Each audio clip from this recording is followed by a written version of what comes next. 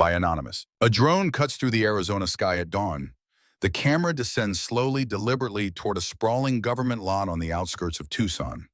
20 steel behemoths rest in perfect rows, their olive drab paint blistered by years of desert sun.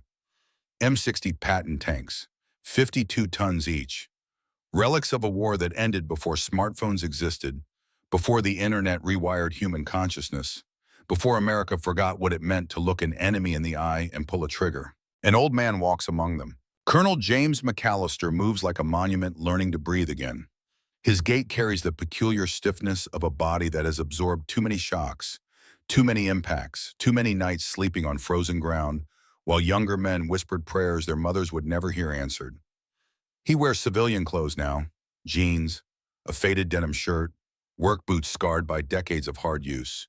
But his spine remembers the uniform. His shoulders remember the weight of command. He stops before tank number B-23. His hand rises without conscious thought, fingers spreading across the turret's flank. The metal is warm. The sun has been working on it since 0500, the way the sun works on everything in this part of Arizona, patient and merciless. He can feel the texture of old welds beneath his palm, the microscopic pits where sandstorms gnawed at the armor 3 decades ago in a desert on the other side of the world. A tank weighs 52 tons. A lie weighs more. The thought arrives unbidden, the way all his important thoughts arrive now. Not as words, but as sensations, as physical pressure behind his sternum.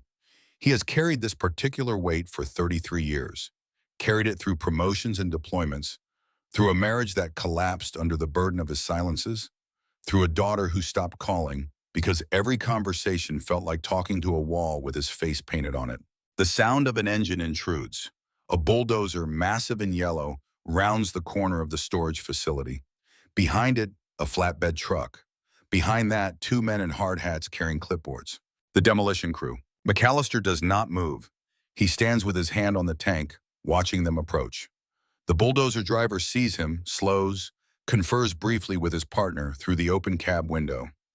One of the hard hat men walks forward, his stride carrying the aggressive confidence of a person who has paperwork on his side. "Sir, you need to clear the area." The man's voice is not unkind, but it is final. "This is government property. We have authorization to begin demolition." MacAllister looks at him, really looks at him. The man is perhaps 40, built like someone who played high school football and has spent the subsequent decades fighting the inevitable surrender to gravity and time. His eyes are clear, uncomplicated. He has probably never killed anyone. He has definitely never been lied to by his own chain of command about the nature of the blood on his hands. "You will have to go through me, son." The words come out quiet, almost gentle, but there is something in MacAllister's posture, some quality of absolute immobility, that makes the hard hat man stop. The bulldozer idles. The desert wind carries the smell of diesel and creosote. "Sir, I don't want any trouble." "Neither do I, but you are not scrapping these tanks." "I have a work order. I have a promise." The 2 men regard each other across 10 feet of cracked asphalt. Somewhere in the distance, a raven calls. The sound is harsh and prehistoric, a voice from before humans learned to forge metal, before they learned to kill each other with such efficiency that entire crews could be incinerated in the time it takes to exhale. The hard hat man pulls out his phone. MacAllister nods. He expected this. He has been expecting this moment for 72 hours, ever since the phone call that detonated his carefully constructed retirement like a mortar round through a tin roof. The screen goes black. Title card, 72 hours earlier. MacAllister's house sits at the end of a dirt road that doesn't appear on any map application. The structure is small, efficient, exactly what a man needs when he has spent most of his adult life living in spaces designed for function rather than comfort. 1 bedroom, 1 bathroom, a kitchen with a coffee maker and a microwave, and a refrigerator containing mostly condiments. The living room holds a recliner, a television that MacAllister rarely watches, and a bookshelf containing 3 categories of reading material: military history, mechanical repair manuals, and a single photo album he has not opened in 7 years. He wakes at 0500 without an alarm. His body knows the rhythm. 46 years of military discipline have written the schedule into his cells, into the firing patterns of his neurons. He swings his legs out of bed, feels the familiar protest of his left knee, the souvenir of a hard landing from a personnel carrier in 2003. He dresses in the dark, running shorts, an old army t-shirt with a Ranger tab silk screened across the chest, socks, boots. The desert is still cool when he steps outside. This is the best hour in Arizona, the brief window before the sun reasserts its dominance. He begins walking, not jogging. His knees no longer permit jogging, but walking with purpose, with a 40-pound rucksack on his back. Walking as if he has somewhere important to be, even though his destination is simply a 10-mile circle that will return him to this exact spot in 2 hours. His mind empties as he walks. This is the gift of repetitive physical exertion. Thoughts arrive and depart like clouds. He notes them, acknowledges them, lets them pass. The memory of his daughter's voice during their last phone call. The dream he had last night about a turret filled with smoke. The awareness that he is now retired and that the statistical likelihood of his dying alone increases with each passing year. He accepts these things. Acceptance is different from peace. He learned this distinction a long time ago. By 07:30, he is back at the house, showered, dressed in civilian clothes. He drives his pickup truck into Tucson proper, parks outside the VFW post on Aviation Highway.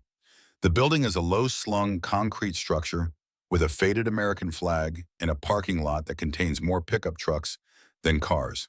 Inside, the air smells like coffee and old smoke. Even though smoking has been banned for a decade, some odors are permanent. 3 men sit at the bar. MacAllister knows all of them. Not well, not in the way he once knew the men he served with, but he knows their wars: Vietnam, First Iraq, Afghanistan. He knows them well enough to nod, to say good morning, to order his coffee black and sit at the far end where the light from the window makes everything look overexposed and slightly unreal. His phone rings at 0753. The number is not in his contacts, but he recognizes the area code. Washington, D.C. He considers not answering. The last 5 calls from that area code have been attempts to sell him extended warranties on vehicles he does not own. But something makes him swipe to accept. MacAllister. The voice on the other end is female, professional, harried. Colonel MacAllister, this is Jennifer Chen from the Department of Veterans Affairs, Surplus Equipment Division. I'm calling regarding the M60 Patton tanks currently in storage at the Tucson facility. He sets his coffee down slowly. I'm listening. Sir, I'm required to inform you that due to budget reallocations, the VA has determined that the cost of maintaining and transporting these vehicles to approved museums exceeds their historical value. As such, they have been scheduled for demolition and scrap metal reclamation. The process will begin in 72 hours. The words arrive in his ears, but his brain rejects them initially, the way a body rejects an incompatible organ. You are scrapping them. Yes, sir. I understand you were listed as the historical consultant on these vehicles. We wanted to give you advance notice as a courtesy. 20 tanks. You are scrapping 20 tanks. Yes, sir. Her voice carries the exhausted patience of someone who has made this call many times today, who knows the script, who expects resistance and has prepared counter-arguments. The cost to transport them to approved facilities is estimated at $500,000. The VA simply doesn't have that allocation available. Then find it. Sir, I understand your frustration, but the decision has been made at the departmental level. I'm simply informing affected parties. MacAllister's hand tightens on the phone. His knuckles are white. The 3 men at the bar have stopped talking, sensing something. Miss Chen, those tanks are not scrap metal. They are monuments. I understand, sir, but from a budgetary perspective, one of those tanks has the blood of 4 American soldiers in the crew compartment. You tell your department that if they scrap it, they are grinding up a grave. Silence on the other end. When she speaks again, her voice has changed. The script has been abandoned. Sir, I don't have the authority to reverse this decision. I'm truly sorry. He ends the call. For a long moment, he sits perfectly still. The coffee steams in front of him. Through the window, traffic moves on Aviation Highway, an endless stream of people going to jobs and appointments and lives that do not include the knowledge of what it feels like to realize you have just killed men who were on your side. One of the Vietnam vets approaches. His name is Eddie. MacAllister has never learned his last name. Eddie has a limp and a prosthetic right hand and eyes that have seen things that make sleep a negotiation rather than a certainty. You all right, Colonel? MacAllister looks up. They are scrapping the tanks. Which tanks? The M60 Battalion, Tucson Storage Facility, 72 hours. Eddie's jaw tightens. He fought in machines that predated the M60. In Pattons and Shermans pulled out of mothballs for a war that was supposed to be simple. That's a damn shame. It is more than a shame. MacAllister stands, he leaves a $5 bill on the bar, does not wait for change. It is an erasure. He drives, not back to his house, not with any destination in mind. He simply drives, following the geometric grid of Tucson streets, then breaking free onto Highway 10, pushing the truck up to 80. The landscape blurs, saguaro cacti standing like sentinels, mountains purple in the distance. Sky so blue it seems artificial, seems like a painted backdrop for a play about the American West. His phone rings again. He considers ignoring it, but the number is local. He answers. Mac, it's Tommy. Tommy Kowalski, specialist, loader, B Company, 1st Battalion, 67th Armor Regiment. The kid who could reload a 105mm cannon in 3.2 seconds, who kept a photograph of his fiancée taped inside his helmet, who cried for 6 hours straight after February 26, 1991. Tommy, who is now 53 years old and works as a janitor at the VFW post and has a traumatic brain injury that makes yesterday a foreign country, but leaves the muscle memory of loading tank rounds intact and perfect. Hey, kid. Tommy's voice carries the hesitant quality of someone navigating a conversation without a clear map. I heard you on the phone at the bar. You were talking about tanks. That's right. They're scrapping them? Yes. The ones from Saudi? MacAllister's throat tightens. Tommy's memory is fractured, nonlinear. He can remember the names of every tank in their company from 33 years ago, but he cannot remember what he ate for breakfast. Yes, those tanks. That's not right, Mac. Those are our tanks. I know, kid. We should do something. MacAllister is already pulling onto the shoulder of the highway. He shifts into park, leaving the engine running. Through the windshield, heat shimmers rise from the asphalt like transparent flames. What would you suggest we do? I don't know. Something. We can't just let them scrap them. A pause. When Tommy speaks again, his voice has dropped to something raw and young. Mac, is Ghost tank there? The one he drove? Marcus Zhao, private first class, Ghost.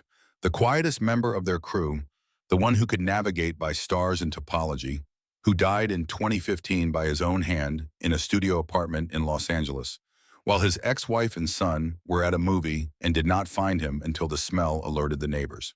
Yes, Ghost's tank is there. Then we definitely can't let them scrap it. Ghost was the best driver in the battalion. Everyone said so. He was. So we should do something, Mac. We should save them. MacAllister closes his eyes. The sun hammers down on the truck's roof. The air conditioning wheezes, fighting a losing battle. Kid, I don't know how to save 20 tanks in 72 hours. You're a colonel. Colonels know how to do impossible things. That's what you always said. He did say that during training exercises, during the long empty hours between missions, during the terrible dawn after the friendly fire incident, when his crew sat in shock and he had to be the one who held them together. Colonels do impossible things. It was a mantra, a fiction he sold them so they could sleep at night. I'll think of something, kid. You promise? I promise. He ends the call, sits with his hands on the steering wheel. A semi-truck roars past, rocking his vehicle with its wake. He watches it recede in the mirror, watches it become a dot, become nothing. Then he pulls out his phone and scrolls through his contacts. He has not called this number in 5 years, has not spoken to the person on the other end in even longer. But the number is still there, saved under a name that no longer fits. Ray Williams. Sergeant, gunner. The man who could acquire a target at 3,000 meters in a sandstorm, who sang hymns under his breath before battle, who held Tommy while Tommy sobbed. The man who became Brigadier General Carson Webb. The phone rings 4 times before the voicemail activates. MacAllister does not leave a message. Instead, he texts, "We need to talk about the tanks in Tucson. Call me." 3 minutes later, his phone rings.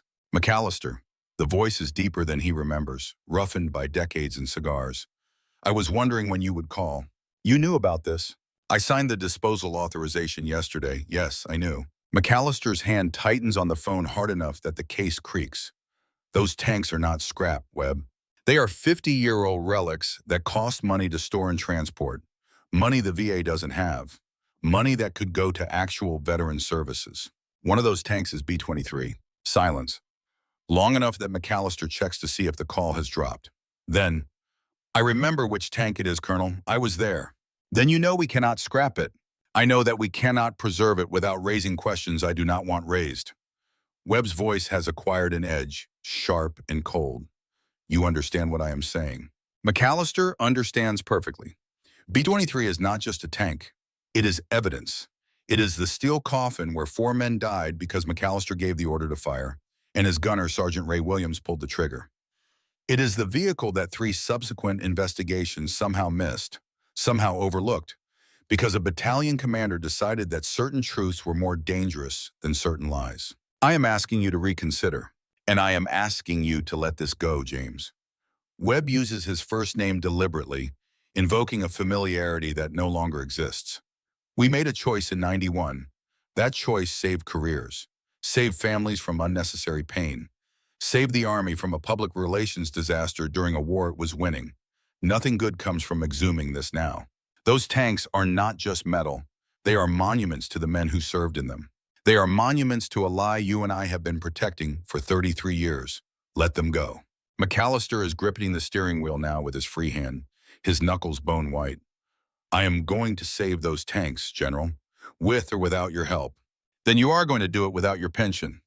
Webb's voice has gone flat, bureaucratic. "Let me be clear, MacAllister. You push on this, I will push back. I have spent decades building a career that cannot survive what happened in February '91 becoming public knowledge. Neither can yours. You received a Medal of Honor in 2003. Do you remember how you got that medal?" He remembers. Operation Iraqi Freedom, a firefight outside Nasiriyah. His company pinned down by insurgent fire, MacAllister directing a counterattack that broke the ambush, saved 18 men, eliminated a high-value target. Clean, heroic. The kind of story that plays well at promotion boards and Pentagon briefings. The kind of story that Carson Webb wrote the recommendation for. Webb continues, his voice carrying the terrible patience of a man explaining something to a slow child. "That recommendation I wrote, the witness statements I collected, the after-action report that somehow omitted certain details about civilian casualties in the target building. Do you think those documents are accurate, Colonel? Or do you think I might have been balancing some scales, paying an old debt?" The world tilts. MacAllister's vision narrows, darkens at the edges. He has worn the Medal of Honor for 21 years, has delivered speeches about courage and sacrifice, has accepted the respect of men and women who believe the medal represents something true about his character. "You falsified that report.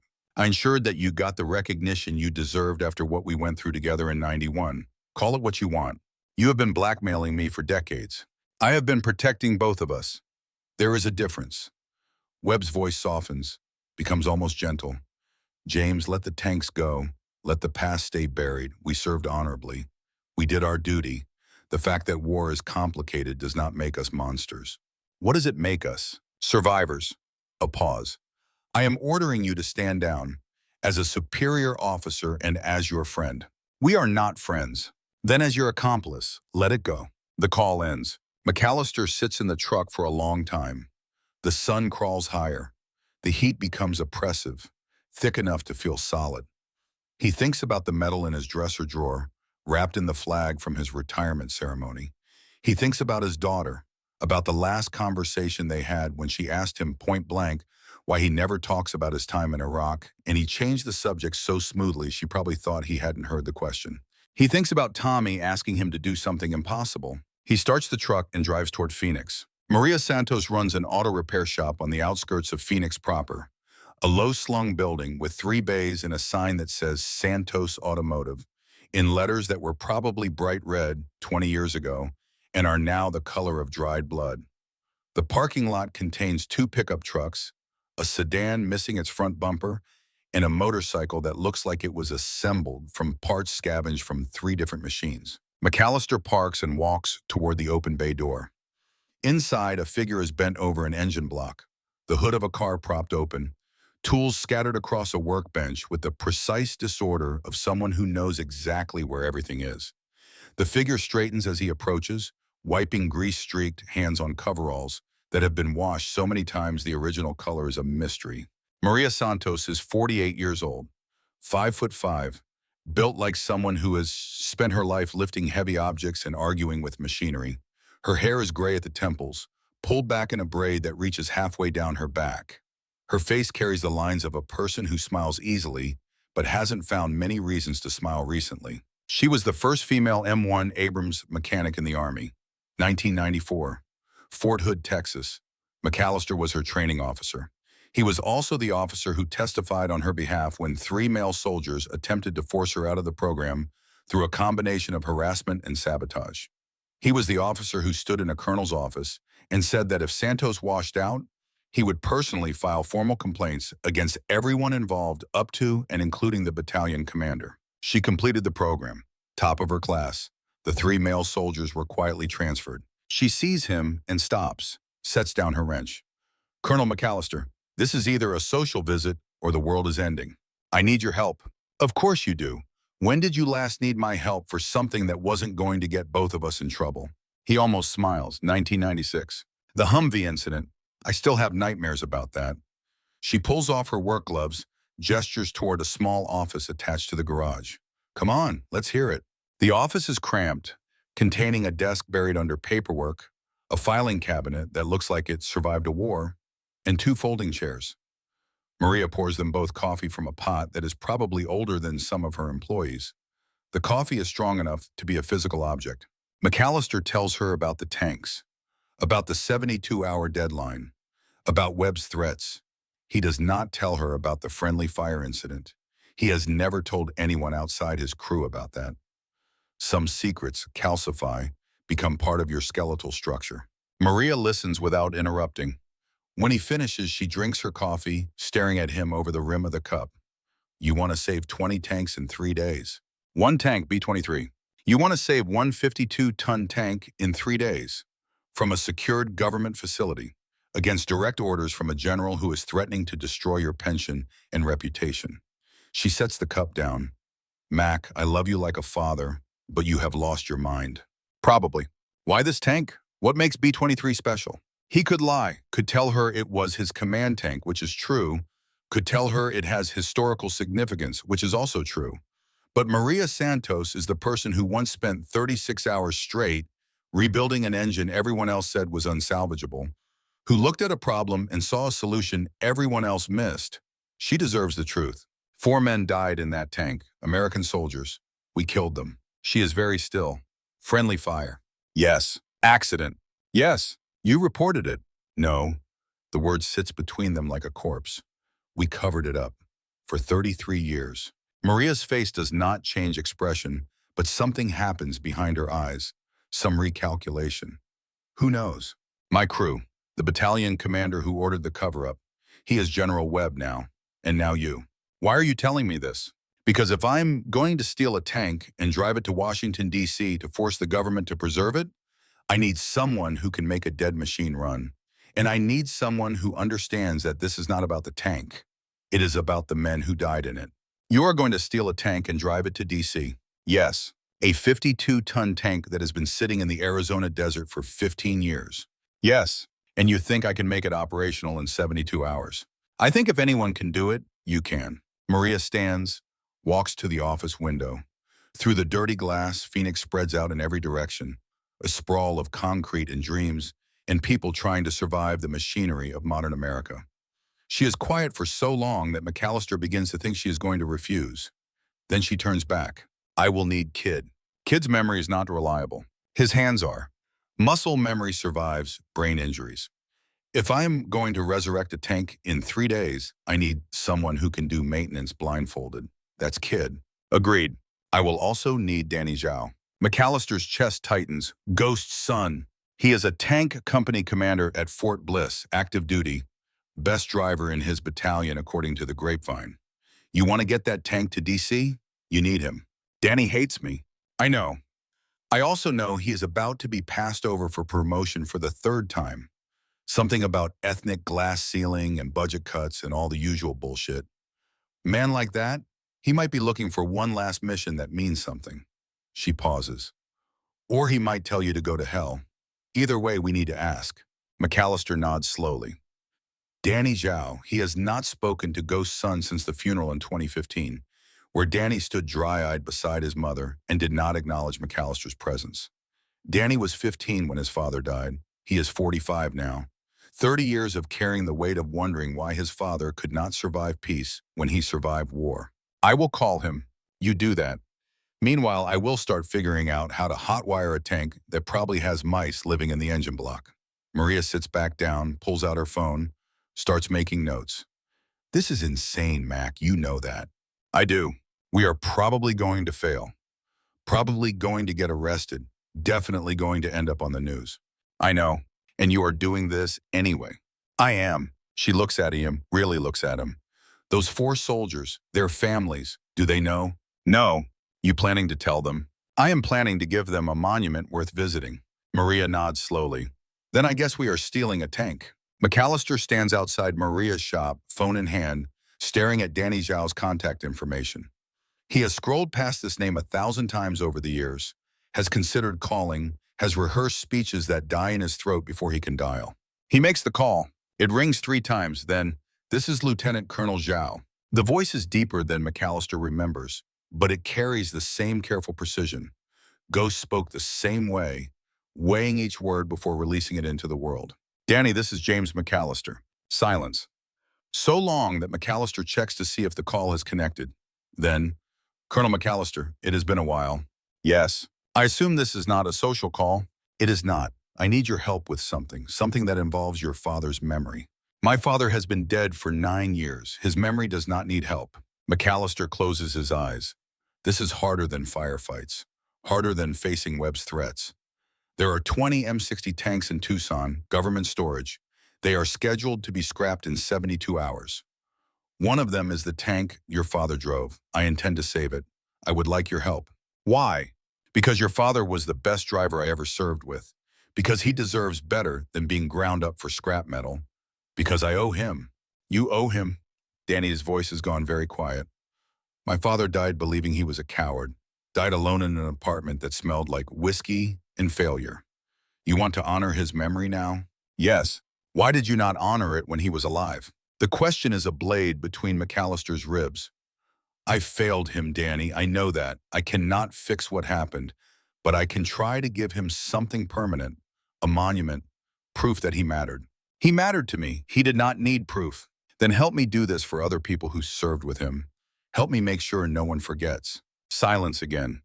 MacAllister can hear breathing on the other end, can hear background noise that sounds like motor pool operations, the distant roar of diesel engines. When Danny speaks again, his voice is different. Still angry, but underneath the anger is something older and more tired. I am up for promotion this year, 3rd time. If I get passed over again, I am done. Mandatory retirement. I have given the Army 23 years, and they are going to put me out to pasture like some broken-down horse. I'm sorry. Are you? Because from where I stand, the Army does this to everyone eventually. Uses you up and spits you out, and then acts like you should be grateful for the privilege. A bitter laugh. My father believed in this institution, believed in the chain of command, in the mission, in all of it. And it killed him just as surely as if they put a gun to his head. MacAllister waits. Lets Danny talk. Sometimes the only thing you can offer is silence shaped like listening. Danny continues, you want me to help you steal a tank? Yes. Drive it from Arizona to Washington, D.C. Yes. Against direct orders from a general officer. Yes. This will end my career. Probably. Why should I do this? MacAllister looks around at the sky. It is afternoon now, the sun past its zenith, but still brutal. Because you are about to be varsed out anyway. Because 30 years from now, you will either remember that you went out on your own terms or that you let them erase your father without a fight. And because I think you are angry enough to want to burn something down on your way out the door. The silence this time is different, thoughtful. I am angry, Danny says finally. I have been angry since I was 15 years old. I know. You do not get to absolve yourself by doing this, Colonel.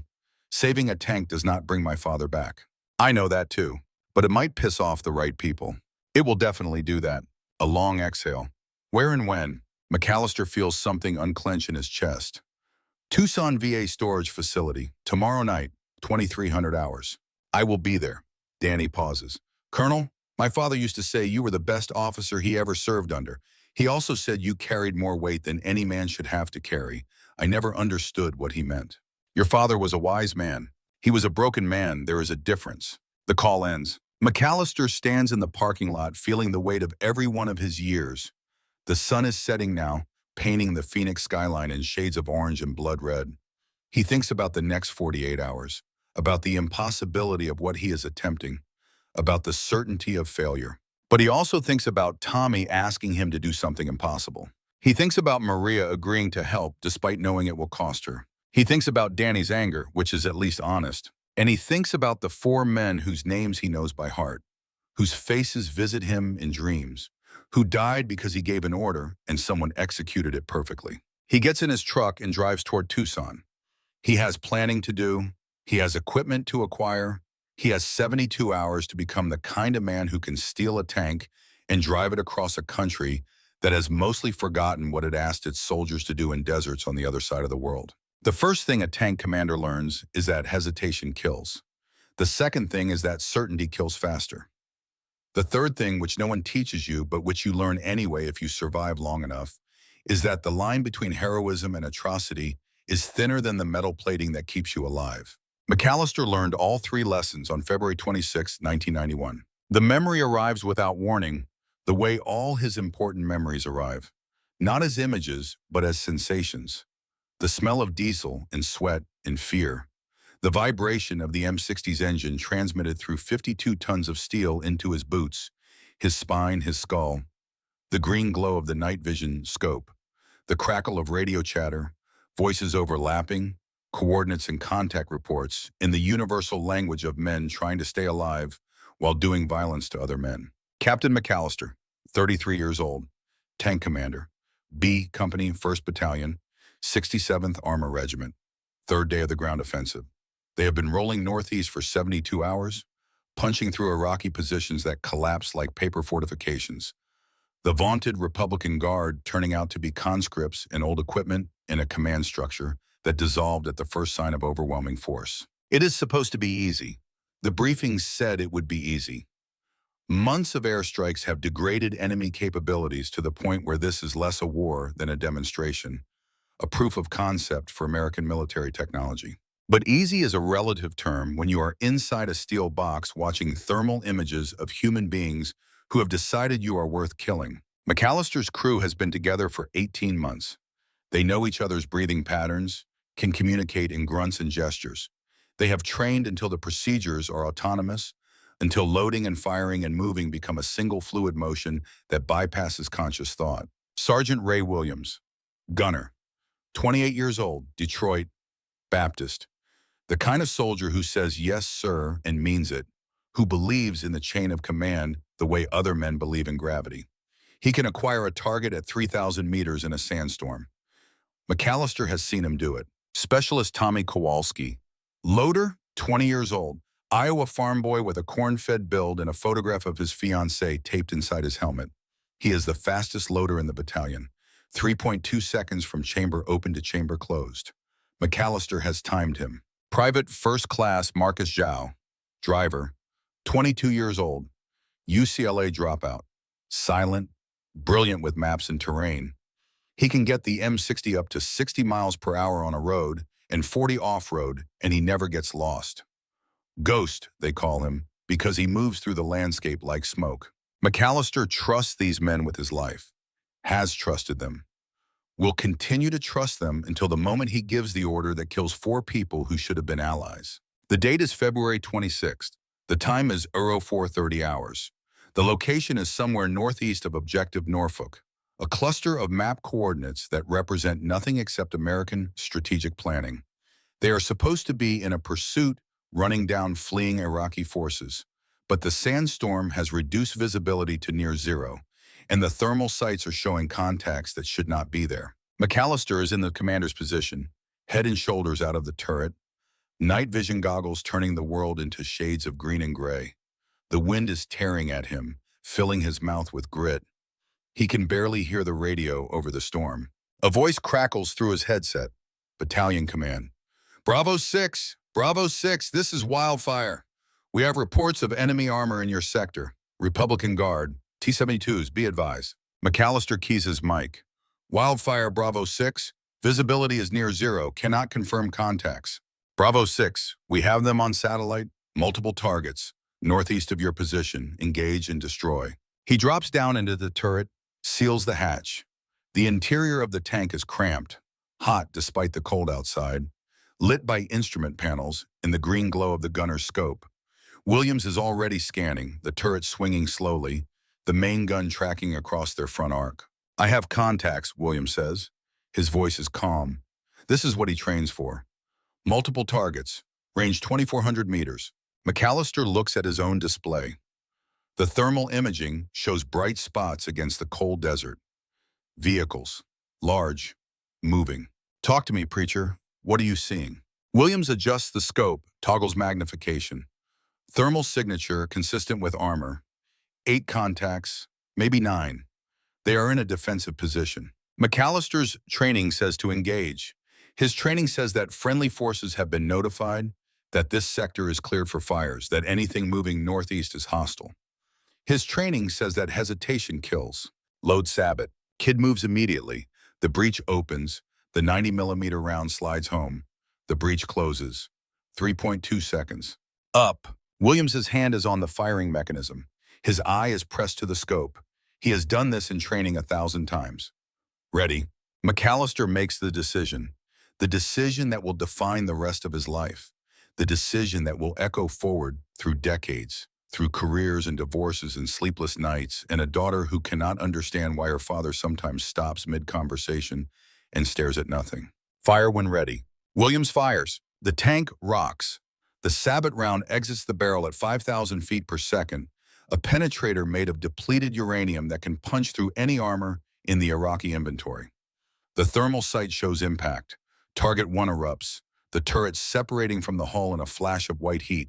Hit, Williams says. Target destroyed. Reload. Kid moves. 3.2 seconds. Up. Target 2 engaging. Williams fires again. And again. And again. MacAllister calls targets.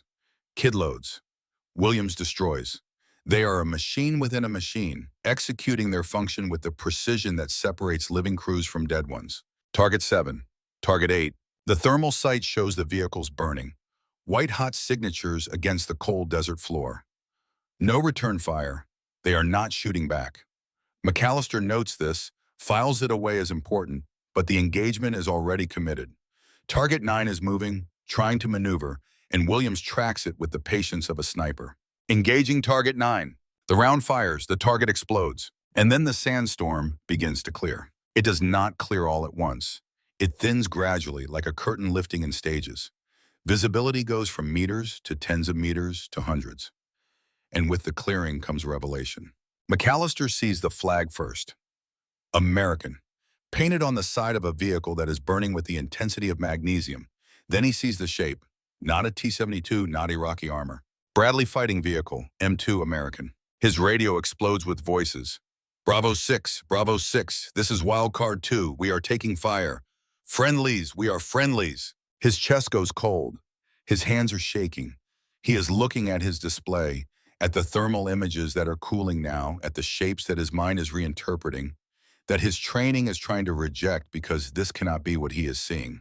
Preacher, tell me those were T-72s. Williams is frozen at his station. His hand is still on the firing mechanism. His voice, when he speaks, is barely a whisper. Sir, I do not. I cannot. Tell me those were enemy contacts. They were in the sector that was cleared. The signature was consistent. I swear to God, sir, they look like T-72s. MacAllister keys his radio with hands that feel like they belong to someone else. Wildcard 2, this is Bravo 6. What is your status? The response is screaming. Background noise of fire and men dying. Bravo 6, we are hit. Multiple casualties. Who the fuck is shooting at us? Wildcard 2, cease fire. Cease fire. We are friendlies. You shot us. You fucking shot us. MacAllister is climbing out of the turret before he makes the conscious decision to move. He is on top of the tank, night vision goggles showing him the scene in green and gray. 3 Bradley fighting vehicles. One is completely destroyed. One is burning. One is taken around through the passenger compartment. 4 men are dead. He knows this the way you know the sun will rise. He has just killed 4 American soldiers. Behind him in the turret, someone is vomiting. Kid. The sound is wet and desperate. Ghost has put the tank in park and is just sitting, hands on the controls, staring at nothing. Williams climbs up beside MacAllister. His face is the color of old concrete. "Sir, what do we do?" MacAllister does not know. His training has prepared him for many things, but it has not prepared him for this.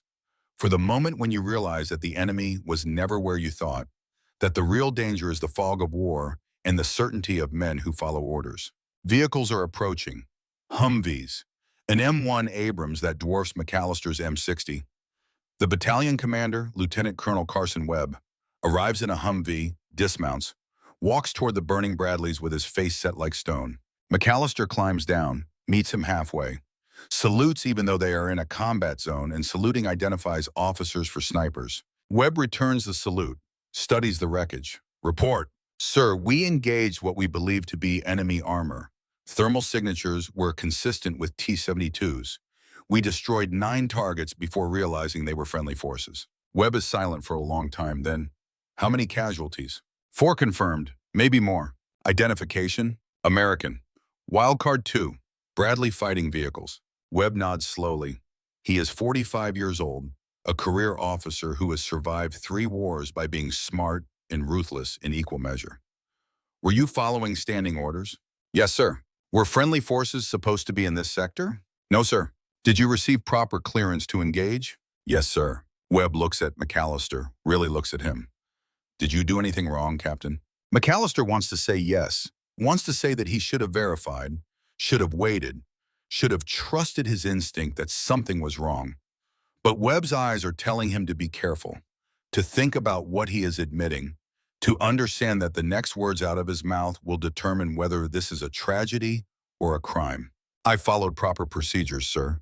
"Then you did nothing wrong." Webb turns to his aide. "Get me casualty reports. Get me positive identification on those Bradleys. And get me every piece of radio traffic for the last 2 hours." He turns back to MacAllister. His voice drops to something that will not carry beyond the two of them. "Captain, I am going to handle this. You are going to let me handle this. Do you understand?" "Sir?" "Those men died in combat. Friendly fire is a tragedy, but it happens in war. If we make this a scandal, those men died for nothing. If we handle this correctly, they died heroes." MacAllister feels something crack inside his chest. "Sir, their families deserve to know. Their families deserve to believe their boys died fighting the enemy, not shot by their own side because of a sandstorm and bad intelligence." Webb's hand is on MacAllister's shoulder now, heavy. "You followed orders. Your crew followed orders. This is not your fault, but if you make it your fault by confessing, you destroy 4 families and your career and accomplish nothing. Do you understand what I am telling you?" MacAllister understands. He also understands that he will spend the rest of his life understanding. "Yes, sir." "Good. Now go back to your tank. Take care of your crew. Let me do my job." MacAllister walks back to B-23. His crew is outside, sitting in the sand, not speaking. Kid is crying silently, tears cutting tracks through the dust on his face. Williams is on his knees, head in his hands. Ghost is just staring at the burning vehicles. MacAllister sits down with them, does not speak. What is there to say? That it was an accident? That war is chaos? That good men sometimes kill other good men because the space between right and wrong is measured in the time it takes to pull a trigger? The sun rises. The desert becomes gold and then white. The wreckage continues to burn. And MacAllister makes a decision that will haunt him for 33 years. He will carry this. He will let Webb handle it. He will protect his crew from the consequences of following orders. And he will never, ever forget the names of the men who died. Staff Sergeant Michael Henley, Specialist Raymond Torres, Private First Class Jackson Miller, Private First Class Devin Brooks. 4 names, 4 tombstones in his memory. The memory ends the way it always ends, with MacAllister back in the present, back in his truck, parked outside the Tucson VA facility, watching the sun set over 20 steel monuments that the government has decided to grind into scrap. He has 72 hours to stop them. He has a crew assembling. He has a plan that is probably going to fail. But he also has something he did not have in 1991. He has the truth, and he is finally ready to tell it. Tomorrow night, 2300 hours, 1 tank, 1 last mission. MacAllister starts his truck and drives toward his house. He has equipment to gather. He has phone calls to make. He has a speech to write for when the world asks him why he stole a tank and drove it across America. The answer is simple, because a tank weighs 52 tons, but a lie weighs more, and 33 years is long enough to carry it. The Tucson VA storage facility sits on 40 acres of government land that nobody wanted until the government decided it needed a place to store things nobody wanted. The fence is 12 feet of chain link topped with razor wire. The gate has a keypad lock that was installed in 2008 and has not been updated since. There are 2 security guards who work rotating shifts, both retired military, both making $15 an hour, to watch tanks that have not moved in 15 years. MacAllister has been watching the facility for 6 hours. He is parked 300 meters away on a service road that runs parallel to the fence line. His truck is hidden behind a cluster of Palo Verde trees that provide just enough cover to break his silhouette. He has binoculars. He has a notepad. He has been documenting the guard rotation, the camera positions, the blind spots in the security coverage. It is 1900 hours, 4 hours until the operation begins. His phone buzzes. Text message from Maria. 2 hours out. Kid is with me. Engine parts acquired. This is insane. He texts back. Insanity is doing the same thing and expecting different results. This is something new. 3 dots appear, then, that is not how that quote works. He almost smiles. MacAllister uses the remaining daylight to make a final reconnaissance. He walks the perimeter, noting where the fence is weakest, where the cameras have blind spots, where a vehicle could exit without being seen from the guard station. This is what the Army taught him. Preparation, planning. The difference between success and disaster is often just attention to small details. By 20-30 hours, he is back at his observation post. The sun has set completely now. The desert darkness is absolute in a way that city dwellers never experience. A blackness so complete it feels like a physical presence. The stars are overwhelming. The Milky Way is a river of light overhead. MacAllister used to find this comforting, this reminder of how small human concerns are against the backdrop of cosmic indifference. Tonight it just makes him feel old. A vehicle approaches at 20-45 hours. Maria's pickup truck, a battered Ford that has survived 300,000 miles through sheer stubbornness. She parks beside MacAllister, kills the engine.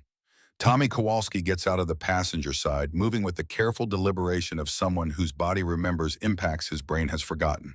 Kid looks older in the starlight, 53 years old but moving like 70. The traumatic brain injury has aged him prematurely. Carved lines into his face that speak of pain and confusion and the heroic effort of simply existing day to day. He is wearing work clothes, steel-toed boots, a tool belt that looks like it predates the Gulf War. Maria circles around, starts pulling equipment from the truck bed, industrial tools, a portable generator, fuel cans, boxes of parts that MacAllister cannot identify but assumes are essential, and something new, a grease gun and 2 containers of heavy-duty lubricant. Kid, MacAllister says. Tommy looks at him. His eyes are clear tonight. This is one of his good days, when the fog lifts and the man he used to be emerges like a coastline through morning mist. Captain, you sure you want to do this? I am sure I want to do something. This seems better than doing nothing. He pauses, tilts his head. That tank we are stealing, is it our tank? From Saudi? It is. Then I am definitely sure. He walks toward the fence, studying it with a professional eye. Chain link, 12 feet, razor wire top. We going over or through? Through, but not here. There is a service gate on the east side, older lock. Maria can bypass it. Maria can bypass a lot of things, Kid says. She is the smartest person I know. Maria emerges from behind the truck carrying bolt cutters and what appears to be a small toolbox. Kid, you are a sweetheart. I are a sweetheart, but you do not know very many people anymore. I know enough. You are still the smartest. She pats his shoulder as she walks past. The gesture is gentle, almost maternal. MacAllister wonders if she has children. He realizes he has never asked. There are whole dimensions of Maria's life he knows nothing about, despite having known her for 30 years. This is what the military does. It creates relationships based entirely on shared function. You know who can fix an engine. You do not know who they call at night when they cannot sleep. Headlights appear in the distance at 2110 hours. Another vehicle approaching. This one is a Jeep Wrangler, black, moving fast. It pulls up beside the other vehicles and Danny Zhao gets out. MacAllister has not seen Danny in 9 years, has not seen him in person since the funeral in 2015 where Danny stood beside his mother and did not acknowledge MacAllister's presence. The years have been kind to him in the way years are kind to men who stay in the military, who maintain the discipline, who use physical training as a bulwark against the chaos of existence. Danny is 45 now, 6 feet tall, lean, his father's face with harder edges, sharper angles. He is wearing civilian clothes, but he moves like someone in uniform, spine straight, shoulders back, every motion economical. He walks directly to MacAllister, stops 3 feet away. They regard each other across a gulf of history and grief and things that were never said at the right time. "Colonel," Danny says. "Danny, thank you for coming. Do not thank me yet. I am still deciding if I am here to help you or to report you to the MPs. "Fair enough." Danny's jaw tightens. "My father has been dead for 9 years because he could not live with what we did in 91. You are doing this tank theft publicity stunt because you feel guilty. I am here because I am angry and unemployable and out of options. None of us are here for good reasons. Probably not, but we are here." Danny reaches into his Jeep, pulls out a long rectangular case. "I brought the gift I mentioned." He opens the case. Inside is a Barrett M82 50 caliber rifle, the kind of weapon that can disable a vehicle at 2,000 meters or punch through engine blocks like tissue paper. Maria stares at it.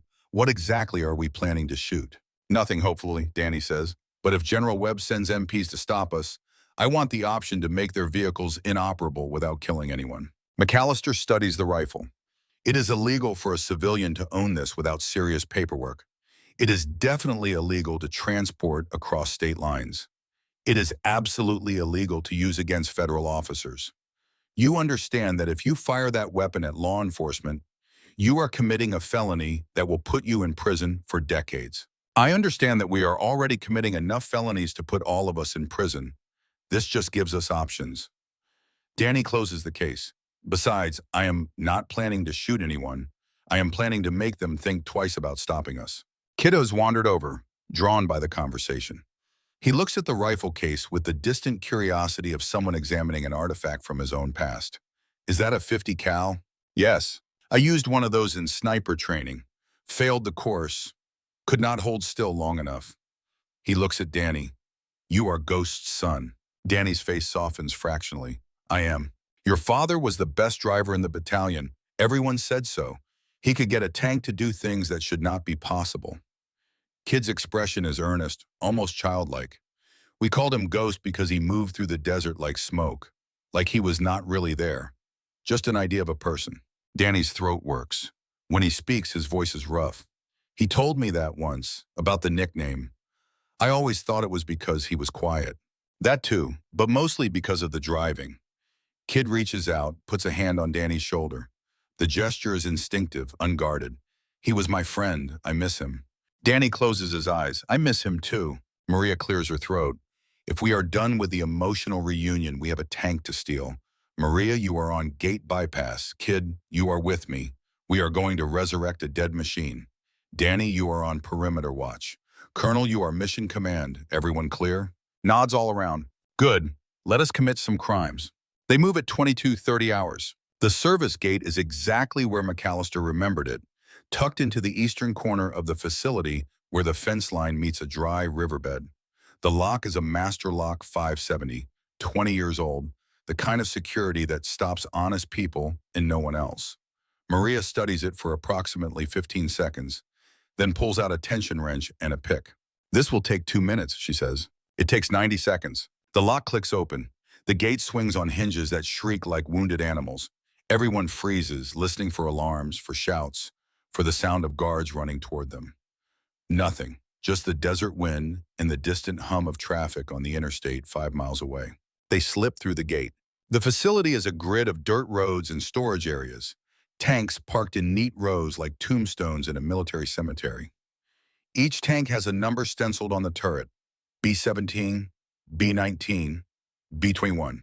They walk past them, checking numbers, moving deeper into the facility.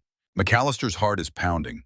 He has not felt this particular flavor of adrenaline in years, the combination of fear and purpose that combat produces. This is not combat.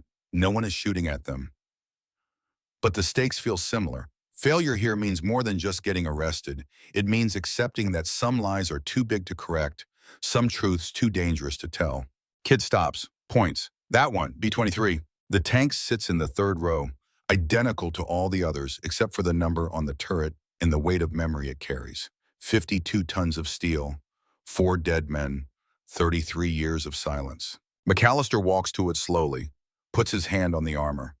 The metal is cold, colder than it should be after a day of Arizona sun.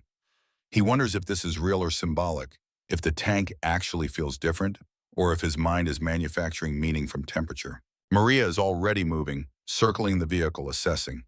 Driver's hatch is accessible. Engine access requires removing the rear deck plates. We are going to need to check the fuel system, the electrical, the fire suppression, the transmission. She looks at MacAllister. Sir, when I said this was insane, I meant it. This tank has been sitting for 15 years. Mice have probably nested in the air filters. The fuel is degraded. The battery is dead. The hydraulics are seized. The tracks are going to need lubrication or they will seize after 10 miles. What are the odds of making it out of this lot? Maybe 40%. Of making it to the interstate? 20%. Of making it to DC? She shakes her head. We will be lucky to make it 50 miles. Then we make it 50 miles, then 100. Then we keep going until it stops or we reach Washington, D.C. Maria shakes her head, but she is smiling. You are the most stubborn man I have ever met. I prefer persistent. You would. She starts unpacking tools. Kid, I need you to check the track tension and help me lubricate these treads. We have maybe 2 hours to get grease into every link, or this thing will throw a track before we hit the highway. Danny, see if you can get the driver's hatch open. Colonel, you are going to stand there and look inspiring while we do actual work. They work. This is what Hollywood does not show in the movies about military operations. The hours of unglamorous labor. The problem solving. The 1,000 small decisions that separate success from catastrophic failure. Maria is inside the engine compartment within 10 minutes, her voice echoing as she calls out diagnostics that mean nothing to MacAllister, but which Kid seems to understand perfectly. Fuel pump seized. Can you bypass it? Not bypass, replace. I brought a spare, but it is going to take time. How much time? 4 hours, maybe 5. Danny has the driver's hatch open. He climbs inside, disappears into the tank's interior. His voice comes back muffled. Battery is corroded to nothing. Wiring is rat nest city. I have a portable jump starter, but we are going to need more than that. Kid is on his knees beside the treads with the grease gun, working methodically along each track link. His movements are automatic, muscle memory taking over where conscious thought has failed. Tracks are dry, metal on metal. They would have ground themselves to pieces. He pumps grease into the connecting pins, moving from link to link with practiced efficiency. This is going to take a while, Captain. Take your time, kid. Do it right. MacAllister's phone vibrates in his pocket. He pulls it out, expecting another text from one of his crew. Instead, it is a call, unknown number. He almost declines it. Then some instinct makes him answer. MacAllister. The voice on the other end is smooth, confident, carrying the particular accent of old Texas money and private education. Colonel MacAllister, my name is Jennifer Reeves. I am a reporter for the Washington Post. I understand you are planning to steal a tank from the Tucson VA facility. MacAllister's blood goes cold. I do not know what you are talking about. Sir, I have been tracking your movements for the past 48 hours. I have phone records showing calls between you, Maria Santos, Tommy Kowalski, and Danny Zhao. I have security footage showing all of you entering the facility, and I have a source inside the Pentagon who tells me General Carson Webb has ordered military police to be on standby for your arrest. He closes his eyes. How did you find out? I am a reporter. Finding things out is my job. A pause. Colonel, I want to tell your story. I want to know why a decorated veteran is risking everything to save one tank. I want to know what makes B-23 special. No comment. Is it true that 4 American soldiers died in that tank during the Gulf War? MacAllister's hand tightens on the phone. Who told you that? I have sources. Is it true? I have no comment. Colonel, this story is coming out either way. The only question is whether you participate in telling it or whether I tell it without you. And I promise you, it will be better for everyone if you talk to me. He wants to hang up, wants to throw the phone into the desert, and pretend this conversation never happened. But Jennifer Reeves is right. The story is coming out. It has been coming out since the moment he made the decision to save the tanks. The only question is how much control he has over the narrative. If I agree to talk to you, it has to be on my terms. Name them. You do not publish anything until I reach Washington, D.C. You do not reveal my location. And you agree to interview the families of the 4 men who died before you run the story. Silence, then. Deal. But Colonel, you need to understand something. General Webb is already spinning this. He has told Pentagon reporters that you are mentally unstable, that you are suffering from PTSD-related delusions, that the tank theft is the act of a man who needs psychiatric help rather than prison time. Of course he is, which means you need to get ahead of this. You need to control the narrative before he does. I can help you do that. MacAllister looks at his crew. Maria is elbow deep in the engine compartment, her face streaked with grease. Kid is methodically greasing every track link, his damaged brain allowing his hands to do what his memory cannot. Danny is in the driver's position, running system checks, his father's ghost sitting beside him in the cramped space. They are here because they believe in something, not in him, not in redemption, but in the idea that some things are worth fighting for, even when the fight is futile. Ms. Reeves, I will give you your interview, but not now. When we reach D.C., I will tell you everything. Until then, you have to trust me. Do I have your word on that? You have my word. Then good luck, Colonel. And for what it is worth, I hope you make it. The call ends. MacAllister stands in the darkness, holding his phone, feeling the weight of another decision that cannot be undone. He has just invited the media into this operation. Webb will know. The military police will know. Every step from here to Washington, D.C. will be documented, analyzed, turned into content for a news cycle that will devour this story and move on within a week. But maybe that is the point. Maybe the only way to force the truth into the light is to make it too public to ignore. Sir? He turns. Maria is standing beside the tank, holding a fuel pump that looks like it was designed for a vehicle that runs on the tears of mechanics. We have a problem. What kind of problem? The kind where this fuel pump is seized solid and I do not have the parts to rebuild it, and we are about 3 hours away from needing to move this tank or abort the entire mission. MacAllister walks over, looks at the pump. It is corroded, the metal pitted and flaking. Can you bypass it? Not without a donor pump. And the only donor pumps are in the other tanks, which are also seized. So we need a new pump. We need a miracle. These pumps were manufactured in 1985. They have not been in production for 30 years. I might be able to find one at a military surplus dealer, but that would take weeks. Kid appears from beneath the tank, his face smudged with dirt and grease. I can fix it. Maria blinks. Kid, the pump is seized solid. I just told you that. I heard you. I can still fix it. How? Kid's expression is distant, his eyes focused on something only he can see. Croil, penetrating oil. You soak it overnight, work it back and forth. Eventually, the corrosion breaks free. I did it in maintenance training, 1990. Staff Sergeant Rivera taught me. He looks at Maria. You do not have overnight, but you have me. And I remember how to do this even if I do not remember breakfast. Maria studies him, then she nods slowly. All right, show me. What follows is 3 hours of work that MacAllister will later struggle to describe to anyone who was not there. Kid works on the fuel pump with the intensity of a surgeon performing a transplant. He talks while he works, narrating the process in a voice that belongs to a 20-year-old specialist who still believes the Army will take care of him forever. The key is patience. You do not force it. You work it, back and forth, feel for the give. The metal wants to move, it just forgot how. Maria watches, occasionally handing him tools, occasionally asking questions. But mostly she just observes, learning from someone whose conscious mind is fractured, but whose hands remember truths that supersede memory. At 1:15 hours, Danny has the driver's position operational. The electrical system is bypassed using a portable battery pack and about 40 feet of repurposed wiring. It is not pretty, but it works. At 124 hours, Kid finishes lubricating the last track link. His hands are black with grease, his coveralls soaked with sweat despite the cool night air. At 130 hours, the engine turns over on the third attempt, coughs, dies. Fourth attempt, coughs longer, dies. Fifth attempt, the diesel engine catches, roars to life with a sound like the voice of God filtered through 50 years of military-industrial engineering. The noise is catastrophic. It echoes across the facility, across the desert, probably across 3 counties. Guards will hear this. Police will hear this. Every person within a 5-mile radius will know that something large and mechanical, and definitely not supposed to be running, is now running. They have minutes before someone responds. MacAllister climbs onto the tank, drops down through the commander's hatch. The interior smells like diesel and rust and history. He can see the bloodstains if he looks hard enough.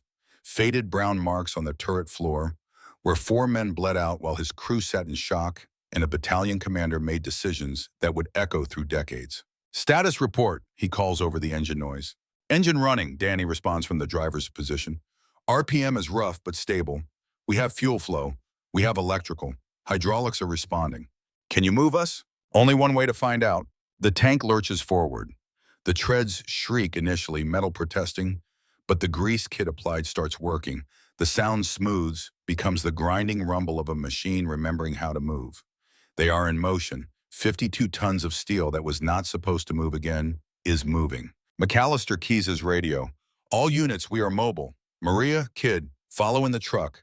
Danny, take us to the main gate." "Sir, the main gate is locked." "Then we will make it unlocked." The tank picks up speed, 10 miles per hour, 15, 20. The fence looms ahead, chain link and razor wire designed to keep people out. MacAllister doubts anyone considered it might need to keep a tank in. Brace for impact. Danny does not slow down. The tank hits the fence at 22 miles per hour. The chain link tears like wet paper. Razor wire screams across the hall. Metal posts snap and tumble away. And then they are through, rolling onto a side road, Maria's truck following behind with its headlights dark. Alarms are sounding now. Lights coming on in the guard shack. In the distance, sirens. But they are moving. 52 tons of confession rolling into the night at 25 miles per hour. They hit Interstate 10 at 0142 hours. Traffic is light, mostly long-haul trucks and insomniacs.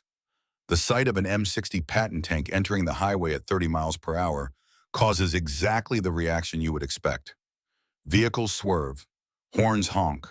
Someone's headlights flash repeatedly, either in greeting or warning. MacAllister has his phone out recording. If this is going to be news, he might as well control the narrative. He films the highway ahead, the tank's treads chewing up asphalt, Maria's truck following at a safe distance.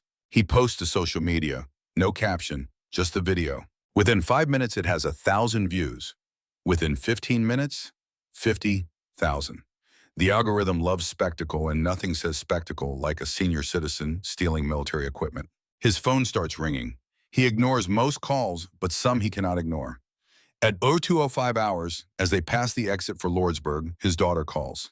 Laura. He considers not answering. What can he possibly say to her? How does he explain that her father is currently commanding a stolen tank on Interstate 10? He answers. Laura. Dad. Her voice is tight, controlled. This is her lawyer voice, the one she uses when she is furious but will not show it. "I am watching you on CNN. Would you like to explain what the hell is going on?" "I am saving a tank." "By stealing it?" "Yes." "Dad, you are committing a federal crime, multiple federal crimes. Do you understand that?" "I do." "Do you understand that you could go to prison?" "I do." She is quiet for a long moment. When she speaks again, her voice is different, smaller.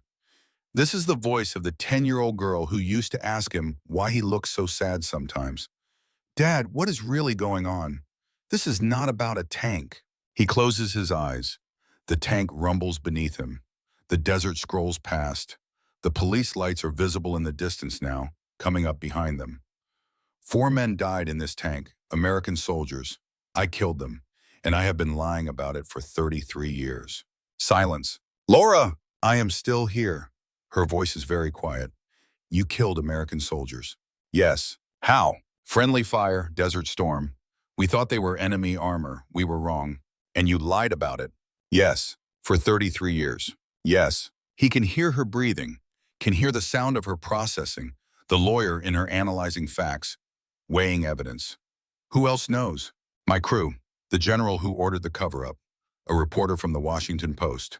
And now you." "Dad, you need to stop. Pull over. Call a lawyer. This is not going to end well." "I know, but I am tired of lying." "So you decided to commit grand theft auto with military equipment and post it on social media?" When you say it like that, it sounds less heroic. She almost laughs. Almost. Dad, I love you, but you are an idiot. I know that too. Where are you going? Washington, D.C. I'm going to park this tank in front of the Pentagon and tell the truth. And then what? And then whatever happens, happens. More silence. Then I am coming to D.C. Laura, you do not need to do that. Yes, I do, because you are going to need a lawyer, and I am the best lawyer you know. Her voice is firm now, decided. Do not do anything stupid before I get there. I am currently driving a stolen tank on a federal highway. Then do not do anything more stupid. The call ends. MacAllister sits in the commander's hatch, feeling something strange in his chest. It takes him a moment to identify the sensation. Hope. His daughter, who has not spoken to him in 2 years, who could not understand why he was the way he was, is coming to help him. The tank rolls on. Behind them, 6 police cars are in pursuit now, not attempting to stop them yet, just following, documenting, probably calling for instructions on how to handle a situation that is definitely not in any police procedures manual. At 02:43 hours, General Webb calls. MacAllister lets it ring twice before answering. General? MacAllister, I know what you are doing. I have MP units en route to your location. You have 5 minutes to shut down that tank and surrender peacefully, or I am authorizing them to stop you by any means necessary. Including lethal force? Do not make me answer that question. I am driving this tank to Washington, D.C., General. I am going to park it in front of the Pentagon, and I am going to tell anyone who asks exactly why this tank matters. You are going to destroy both our careers. I destroyed my career 33 years ago when I followed your orders to lie. I am just finishing the job. You sanctimonious son of a bitch. You think you are the hero in this story? You gave the order to fire. Williams pulled the trigger, but you gave the order. Those 4 men died because of your decision. MacAllister is silent for a moment. Then, I know. That is why I am doing this. He ends the call. The tank is moving faster now. Danny pushing the engine, testing its limits. 32 miles per hour. 35. The treads are holding, the grease doing its job. They have traveled 90 miles. They are in New Mexico now. The desert scrolls past in shades of black and silver. Dawn breaks at 06:12 hours. The sky turns from black to purple to pink. The tank keeps moving, diesel engine roaring, treads grinding, a 52-ton confession rolling east. They have traveled 120 miles. They have 1,000 more to go, and the world is watching. Behind them, Maria's truck keeps pace. Kid is asleep in the passenger seat, his face peaceful in a way MacAllister has not seen in years. Maria is driving with one hand, the other holding a cigarette she is not actually smoking, just holding like a talisman. Danny is in the driver's position, focused, his hands on controls that his father once mastered. MacAllister wonders what Ghost would think of this, whether he would be proud or horrified, whether he would understand that this is not redemption, just the beginning of accountability. The radio crackles, Danny's voice. Sir, we have company. MacAllister looks ahead. A roadblock. State police. Highway patrol vehicles positioned across both lanes. Officers standing behind their cars. No weapons drawn, but the posture is clear. This is where you stop. Options? MacAllister asks. We can go around. There is desert on both sides. This tank can handle rough terrain. Will it slow us down? Significantly. And the grease on the tracks will get contaminated with sand. Higher risk of throwing a track. MacAllister thinks. They could stop. Surrender. This would end peacefully. Or they could continue, force the police to escalate, turn this from a stunt into a confrontation. His phone rings again. Webb. He answers. General, I assume you are watching the same roadblock I am. Stand down, MacAllister, right now, before this gets worse. How much worse can it get? A lot worse. Those state police have authorization to disable your vehicle. That means spike strips. That means shooting out your tracks. That means you do not make it another mile. Then I guess I better make this mile count. James, Webb's voice cracks. This is not the general speaking now. This is Ray Williams, the gunner who followed orders and has spent 33 years trying to forget what he saw through that thermal scope. Please, I am begging you, stop this. We can fix this. We can find a way to preserve the tanks without burning everything down. How? I will authorize emergency funding. I will personally ensure B-23 goes to a museum. I will make sure those 4 men are honored. Just stop driving that tank. And the truth? The truth stays buried, where it should stay.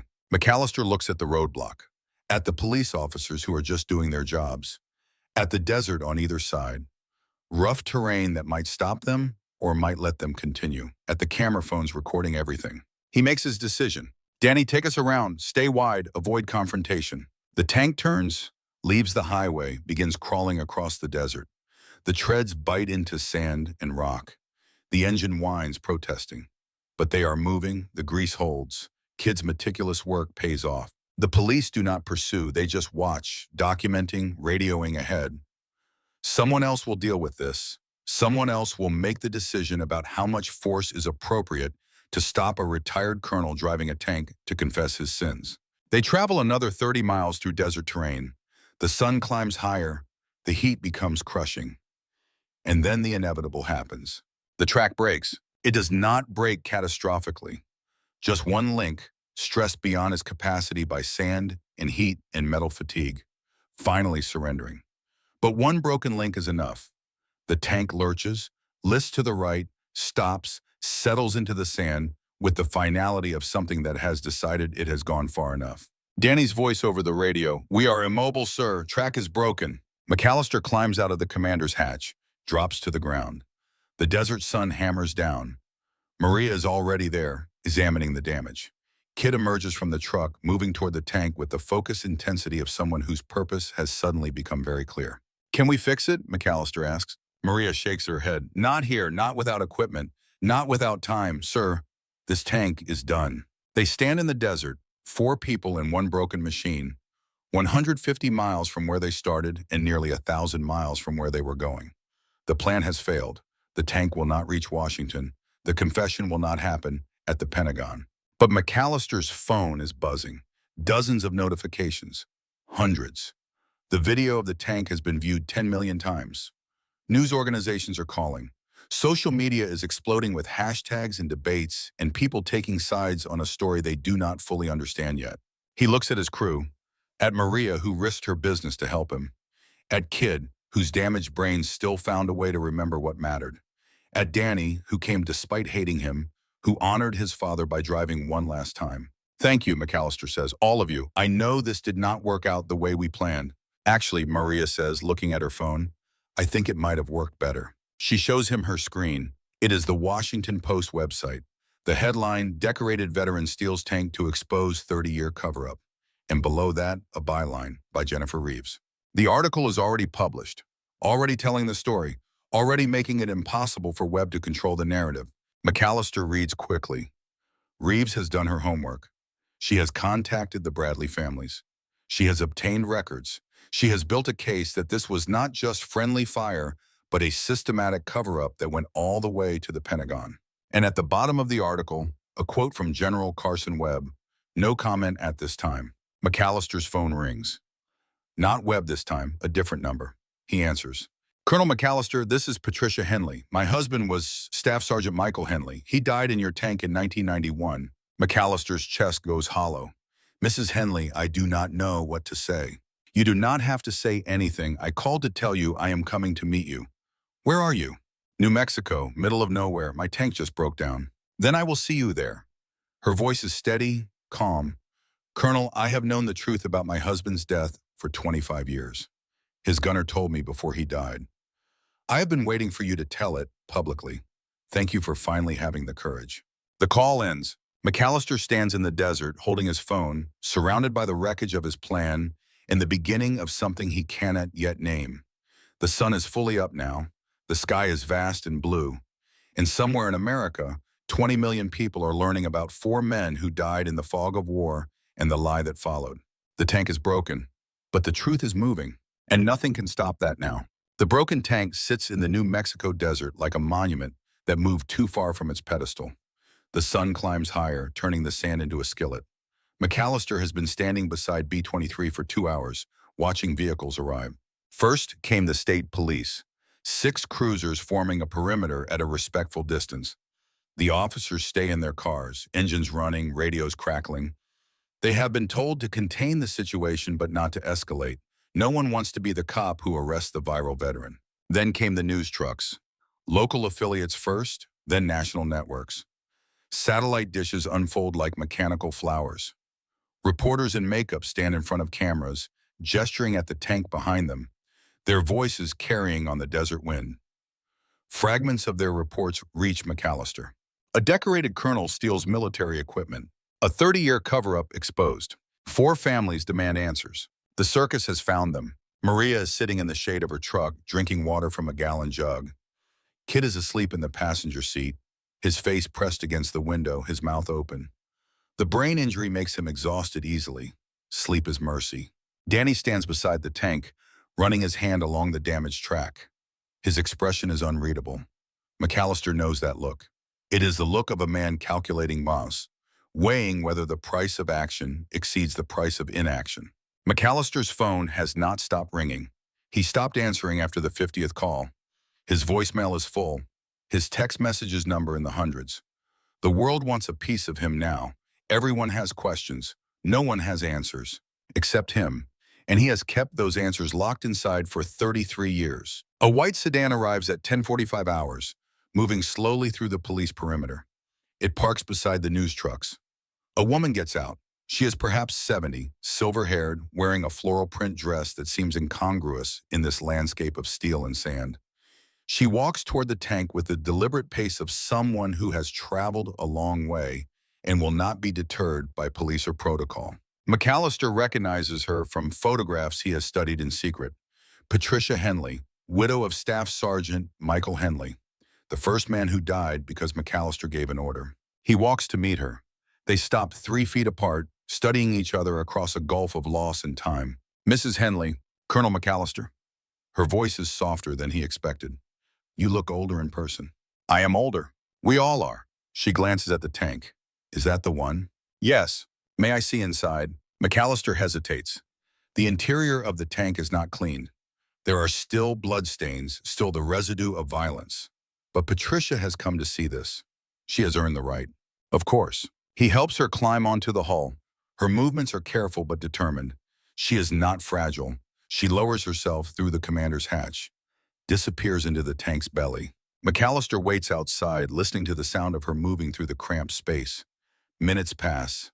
When she emerges, her eyes are wet, but her expression is composed. Where, she asks. Loader's position, lower left corner of the turret basket. She nods. I needed to see it, to know it was real. It is real. My husband died quickly? MacAllister wants to lie, wants to offer comfort, but he has lied enough. I do not know. The Bradley was burning. We could not reach them in time. I am sorry. Do not apologize to me, Colonel. Apologize to yourself.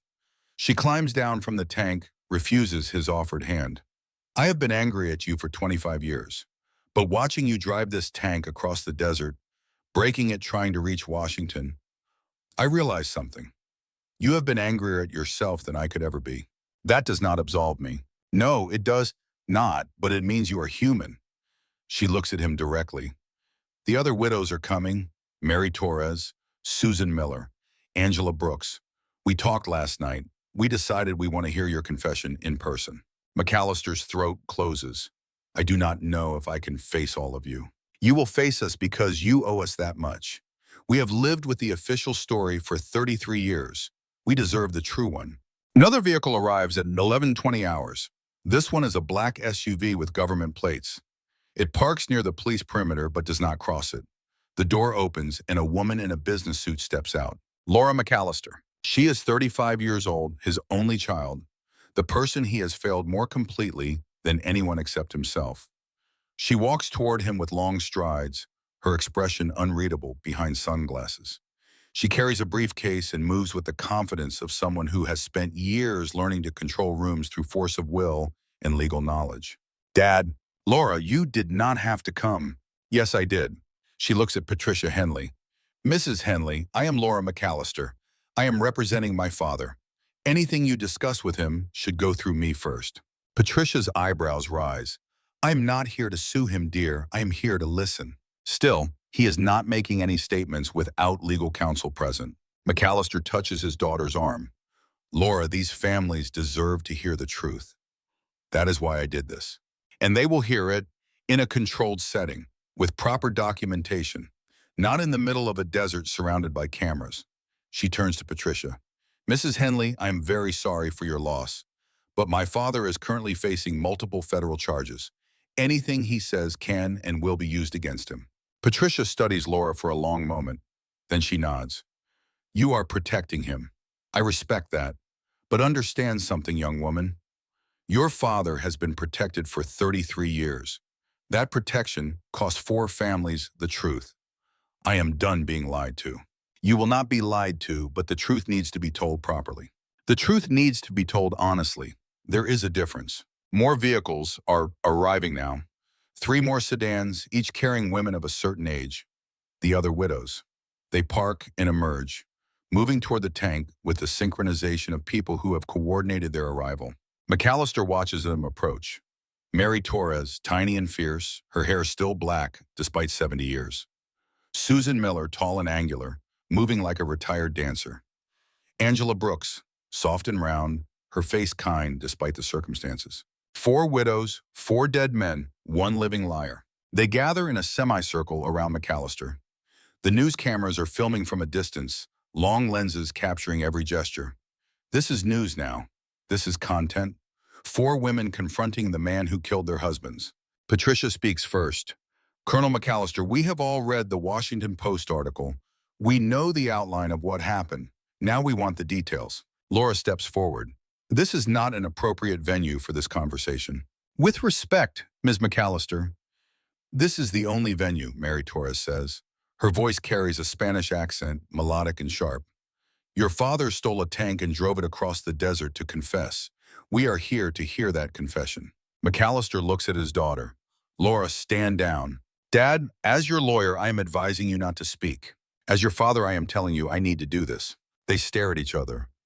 In Laura's face, he sees his own stubbornness, his own inability to let things go. She inherited that from him, along with the wreckage of their relationship. Laura steps back. Fine, but I am recording this. Record it, broadcast it. I do not care anymore. He turns to the widows. 4 women who have carried loss for decades. 4 women who deserve better than the official story they were given. On February 26, 1991, my crew and I were operating in support of the ground offensive. We were an M60 Patton tank B-23. My crew consisted of Sergeant Ray Williams on guns, Specialist Tommy Kowalski as loader, and Private First Class Marcus Zhao as driver. He tells them about the sandstorm, about the thermal signatures that looked like enemy armor, about the orders from battalion command to engage, about Williams asking for permission to fire, and MacAllister giving that permission without hesitation.